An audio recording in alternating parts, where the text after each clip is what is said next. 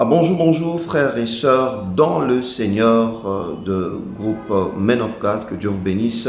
C'est votre frère Willy Kunku, salutations et encore remerciements à notre frère bienvenu à Cassia pour la confiance renouvelée à notre personne dans le cadre de ces quelques minutes d'édification. Alors, nous allons prier. Seigneur, merci. Bénis ce temps, bénis ce moment. Que tout soit pour ta gloire. Édifie-nous encore au nom de Jésus. Amen. Le petit thème que je me repartageais avec nous aujourd'hui, c'est quelques erreurs commises par Jéroboam. Les erreurs de Jéroboam.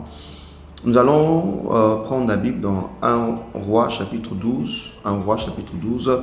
Pour des raisons de temps, nous allons prendre simplement le verset 26, mais le reste, nous allons devoir présenter plus, nous allons évoluer. La Bible dit ceci, 1 Roi 12, 26. Jéroboam dit en son cœur, le royaume pourrait bien maintenant retourner à la maison de David. Le verset 27, si ce peuple monte à Jérusalem pour faire des sacrifices dans la maison de l'Éternel, le cœur de ce peuple retournera à son Seigneur, à Roboam, roi de Juda, et ils me tueront et retourneront à Roboam, roi de Juda. Alors, la suite, vous connaissez, il s'est érigé deux veaux, il s'est érigé deux veaux d'or et deux idoles qu'il a placées au nord d'Israël, à Dan, et ainsi qu'à Bethléem. Et le peuple s'est livré à l'idolâtrie. Et la première erreur de Jéroboam, lui qui n'était pas du tout de la tribu de Juda, il n'était pas de la tribu de Juda, il était de Joseph pratiquement, et il se voit devenir roi, et pourtant il ne répondait à aucun critère, simplement parce que Dieu avait pris la décision, le Seigneur s'était fâché contre Salomon et avait pris la décision de partager le royaume. Il y a le royaume du nord, il y a ainsi que le royaume du sud. Donc David est resté avec le royaume du sud. Et David, sa descendance bien sûr, est resté avec Juda et Benjamin et les autres. Jéroboam avait pratiquement pris le 10 autres tribus. Qu'est-ce que nous voulons partager aujourd'hui? La première chose, la première erreur commise par Jéroboam, c'est l'oubli de la grâce. Jéroboam a oublié la grâce. Il a oublié que ce qu'il était devenu n'était que la grâce de Dieu.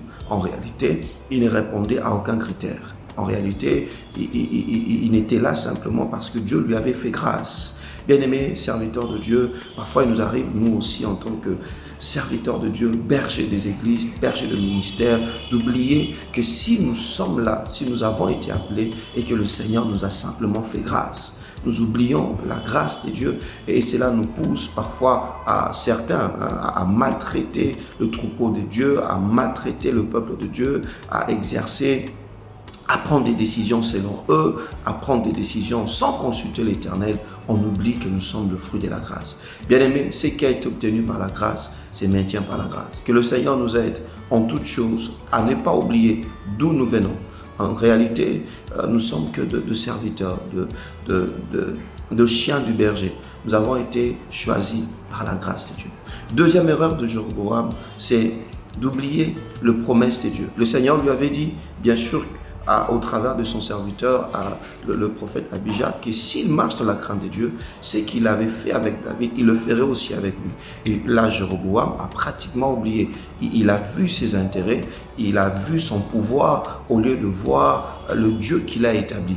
Que le Seigneur nous aide à nous rappeler, à nous souvenir. Avant notre appel, il y a certainement de choses que le Seigneur nous avait dites. Il y a certainement de choses que le Seigneur avait promis. Mais aujourd'hui, où est-ce que nous en sommes? Est-ce que nous avons tout oublié pour utiliser maintenant les stratégies du monde, les stratégies des hommes? On a oublié. Les dieux qui nous a appelés nous a donné des stratégies. Et c'est même Dieu qui nous a appelés. Il est le seul capable de protéger nos églises, de protéger nos ministères.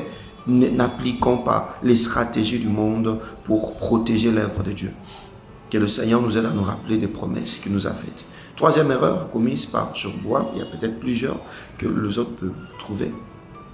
Mais ça, je vais simplement nous parler de ces quelques erreurs. C'est l'oubli des erreurs de Salomon. Jéroboam a oublié que s'il est devenu roi, c'est simplement parce qu'il y avait une erreur commise par Salomon qui avait érigé de temples païens au-delà à part le temple de Dieu, à cause de l'amour de ces femmes, s'était érigé aussi dans les temples païens. L'idolâtrie est entrée à Jérusalem, qui est la ville des dieux. Que le Seigneur nous aide. Vous savez, beaucoup d'entre nous, nous critiquons nos pères, nous critiquons nos anciens, mais malheureusement, certains se retrouvent dans les mêmes erreurs que leurs pères, dans les mêmes erreurs que leurs encadreurs. Que le Seigneur nous aide à ne pas être de ceux-là qui critiquent nos encadreurs, mais être de ceux-là qui savent prier pour eux, parce que les choses qui ont fait objet de leur tentation feront aussi l'objet de nos tentations.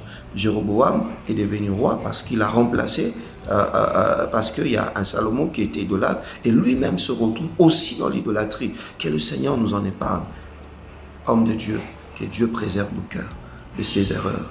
Rappelons-nous de la grâce, rappelons-nous des promesses de Dieu, et rappelons-nous de ne pas oublier la marche de nos anciens.